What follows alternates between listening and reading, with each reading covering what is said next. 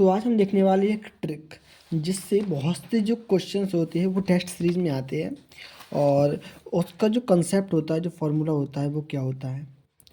देखिए, अगर आपको n+1 टर्म वो ऐसे दिया जाए r times A N plus S times A N minus one by R plus S. यहाँ जो r है वो ए एन का कोफिशिएंट है, जो s है n-1 का कोफिशिएंट है और नीचे इन दोनों की कोफिशिएंट का सम है।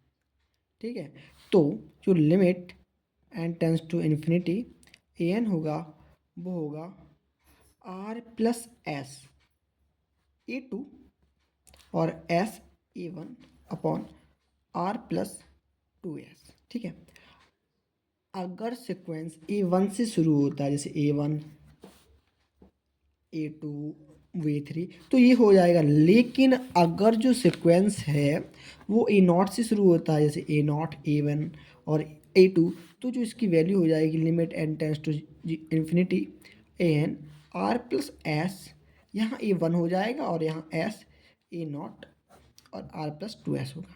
ठीक है, इसका हम एक क्वेश्चन लेते हैं जहाँ पे ए एन प्लस वन दिया है A N plus A N minus one by two और जो ए वन की वैल्यू है वो सेवन है और जो ए नॉट की वैल्यू है वो वन है। ठीक है, हमने यहाँ पे ए नॉट से शुरू किया है।